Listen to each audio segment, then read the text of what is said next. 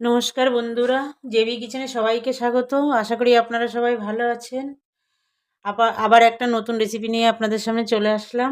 নতুন ঠিক না, আপনারা সবাই হয়তো রেসিপিটা করেন, কিন্তু আমি কিভাবে করি সেটা আপনাদের সঙ্গে শেয়ার করব। আমার ভিডিওটা না টেনে শেষ পর্যন্ত দেখবেন, আর একবার হলেও বাড়িতে বানিয়ে দেখবেন, খুব ভালো লাগবে আপনাদের। এই যে দেখুন, এই আমি 4টে ডিম নিয়েছি। আজ এই ডিম আর সবজির ভাপা করব। শীতের সবজি দিয়ে ভাপা করব। 4টে ডিম নিয়েছি, একটু গাজর নিয়েছি, মটরশুঁটি, একটু বিনস নিয়েছি, ক্যাপসিকাম, একটু ফুলকপি নিয়েছি। আর রান্নাটা করবো আমি সর্ষের তেল নিয়েছি 2 চামচ, টক দই নিয়েছি। আর এখানে নিয়েছি, এই দেখুন, এটা 2 চামচ পোস্ত, 2 চামচ সর্ষে নিয়েছি, 1 চামচ সাদা, 1 চামচ কালো, 8টা কাঁচা লঙ্কা নিয়েছি, 4টে আমি বেটে নেব সর্ষে পোস্তর সঙ্গে, আর 4টে গোটা দেব।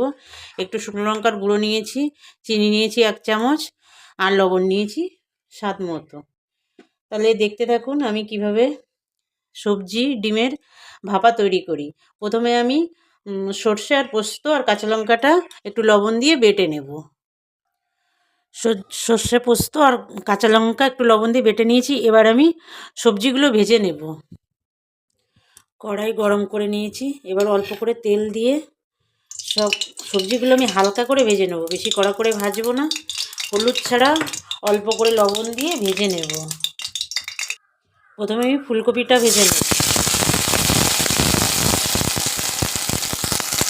এখন ফুলকপিটা ভাজা হয়ে গেছে, তুলে নেব।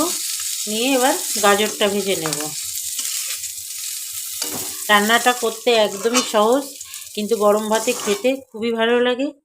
বন্ধুরা করবেন, আর আমার ভিডিওটা না টেনে সম্পূর্ণ দেখবেন। আমি যেভাবে করছি পরপর সেইভাবে করবেন, আশা করি আপনাদের খুব ভালো লাগবে। আর এখনও পর্যন্ত যেসব বন্ধুরা আমার চ্যানেলটা সাবস্ক্রাইব করেননি, তাদের কাছে অনুরোধ রইল আমার চ্যানেলটা সাবস্ক্রাইব করে আমার পাশে থাকবেন। আর পুরনো বন্ধুরা যারা সাবস্ক্রাইব করেছেন তাদের অসংখ্য ধন্যবাদ।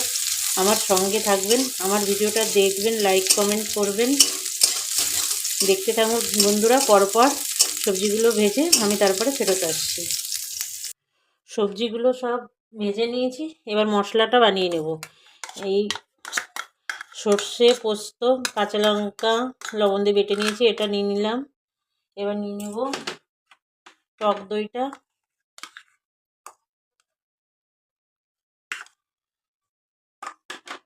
আর নেব একটু লঙ্কা গুঁড়ো নেব। আপনারা লঙ্কাটা আপনাদের নিজেদের স্বাদ মতো দেবেন। আর দিয়ে দেবো 1 চামচ চিনি। টক দই দিয়েছি সেই জন্য স্বাদটা ব্যালেন্স করার জন্য একটু চিনি দিতে হবে। আর দেব 4 চামচ সর্ষের তেল দিয়ে এটাকে সুন্দর করে ফেটিয়ে নেব।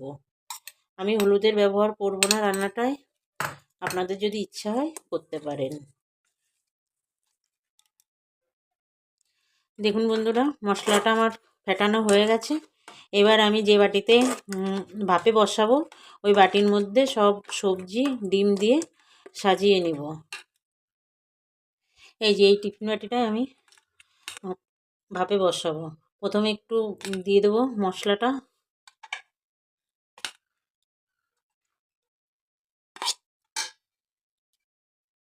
এবার একে একে সবজিগুলো দেব। ফুলকপিটা দিয়ে দিলাম, এবার গাজরটা দিয়ে দেবো, বিনস, ক্যাপসিকাম, মটরশুঁটি দিয়ে একটু এটাকে মশলা মাখিয়ে নেব।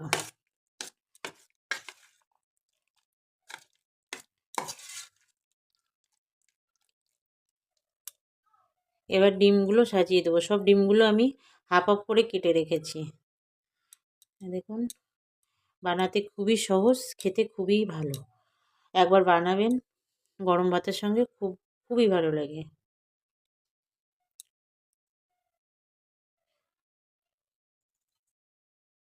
দেখুন ডিমগুলো আমি এবার সাজিয়ে নিয়েছি। এবার আমি উপর দিয়ে মশলা দিয়ে দেবো, প্রতিটা ডিমের উপর দিয়ে মশলাটা দিয়ে দেবো। দেখুন সব ডিমের উপর দিয়ে মশলা দিয়ে দিয়েছি। এবার মশলার বাটিটা ধুয়ে অল্প করে জল দেবো, বেশি জল দেওয়া যাবে না, এটা তো ভাপে হবে, জলের প্রয়োজন পড়বে না। দিয়ে দিলাম। এবার উপর থেকে 2 চামচ সর্ষের তেল দিয়ে দেবো।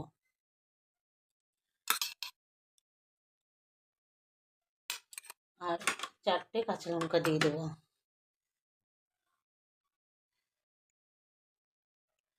ঢাকা দিয়ে 10 মিনিট রেখে দেবো। আর 10 মিনিটের মধ্যে আমি জলটা গরম করে নেব, যেখানে আমি এটা ভাবে বসাবো। এই যে এই কড়াইতে আমি জল দিয়ে একটা স্ট্যান্ড বসিয়ে দিয়েছি। এবার ঢাকা দিয়ে রাখবো। জল ফুটে উঠলে বাটিটা বসাতে হবে। ঢাকা দিয়ে জলে জাল উঠে গেছে বন্ধুরা, দেখুন। এবার বাটিটা বসিয়ে দেব। খুব বেশি জল দেবেন না, যাতে বাটি ভিতরে জল ঢুকে যায়, সেই জন্য জলটা একদম বাটি শুয়ে যায় সেইভাবে জলটা দেবেন। দিয়ে ঢাকা দিয়ে আমি একটু ভারী জিনিস দিয়ে চাপা দিয়ে দেবো। চাপা দিয়ে 30 মিনিট রাখবো। এই দেখুন, এই ভারী বাটিটা দিয়ে আমি চাপা দিয়ে রাখলাম, যাতে গ্যাস ভাপটা বেরিয়ে না যেতে পারে। হয়ে গেছে বন্ধুরা ভাপানো। এবার একটু গ্যাস অফ করে একটু বাটিটা ঠান্ডা করে খুলে দেখিয়ে দিচ্ছি কেমন হয়েছে। দেখুন বন্ধুরা, কত সুন্দর লাগছে। খেতে কিন্তু খুবই টেস্টি, গরম ভাতের সঙ্গে একদম জমে যাবে। বানাবেন একবার বাড়িতে, সবার খুবই পছন্দ হবে, এটা আমি বলতে পারি। এই যে হয়ে গেছে ডিম সবজির ভাপা, দেখুন নামিয়ে নিয়েছি। বন্ধুরা, আপনারা একবার বাড়িতে বানাবেন, আশা করি আপনাদের খুব ভালো লাগবে। আর বন্ধুরা, যারা এখনও পর্যন্ত আমার চ্যানেলটা সাবস্ক্রাইব করেননি, তারা আমার চ্যানেলটা সাবস্ক্রাইব করে আমার পাশে থাকবেন। আর যেসব বন্ধুরা সাবস্ক্রাইব করেছেন তাদের অসংখ্য ধন্যবাদ।